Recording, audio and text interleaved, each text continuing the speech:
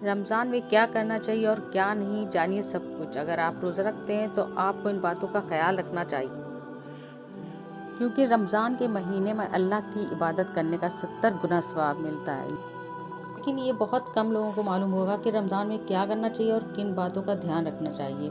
अगर आप ऐसा नहीं करते हैं तो हो सकता है कि आपकी इबादत ख़राब हो या फिर बेकार हो जाए। इसलिए रमज़ान में सिर्फ रोज़ा रखना ही काफ़ी नहीं है, बल्कि कुछ बातों का ध्यान रखना भी ज़रूरी है। तो वो बातें क्या हैं, आइए जानते हैं। रोज़ा रखें और इबादत करें। रमज़ानों का सबसे पहला काम है कि आप रोज़ा रखें और कुछ भी खाने पीने से परहेज़ करें। रोज़ा रखने के लिए मुसलमान सुबह सूरज निकलने से पहले और शाम को सूरज डूबने तक कुछ नहीं खाते हैं। हालांकि इफ्तार के बाद कुछ भी खा सकते हैं।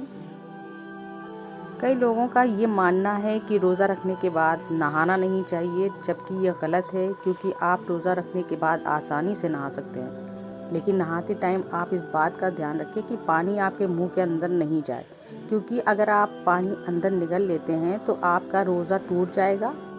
नमाज और कुरान पढ़ें।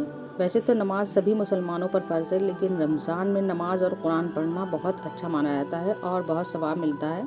नमाज के फ़ायदे, क्योंकि रमज़ान में अल्लाह की इबादत करने का 70 गुना सवाब मिलता है, इसलिए आप सभी कसरत से यानी बहुत ज़्यादा रोज़ा नमाज और कुरान पढ़ें और अल्लाह की इबादत करें। इस महीने में सबसे ज़्यादा ज़रूरी है कि आप ज़रूरतमंदों को ज़कात दें। और ज़कात का मतलब क्या होता है?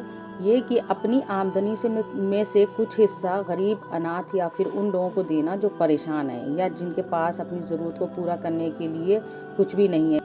और अगर आपके पास ज़कात देने के लिए कुछ नहीं है तो आप किसी रोज़ेदार को इफ्तार भी करवा सकते हैं। और अब बता दें कि क्या नहीं करना चाहिए। तो रोज़ा रखने के बाद दवा नहीं खानी चाहिए। जैसा कि आप सभी को पता है कि रोज़ा रखने के बाद कुछ भी खाना, जैसे पानी पीना, चाय पीना या कोई भी चीज़ आप रोज़ा रखने के बाद नहीं खा सकते हैं।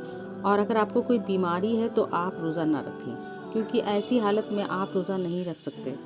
म्यूज़िक ना सुने और फिल्मों को ना देखें। तो रमज़ान के महीने में आप म्यूज़िक सुनना, टीवी देखना या कोई भी फिल्म देखने से बचें, क्योंकि रमज़ान के महीने में सिर्फ अल्लाह की इबादत करने का हुक्म है। इसलिए आप किसी भी तरह की फ़िल्म देखने से बचें और अपना ज़्यादातर टाइम अल्लाह को याद करने के लिए गुजारें और कोई भी बुरी बात मुँह से ना निकालें।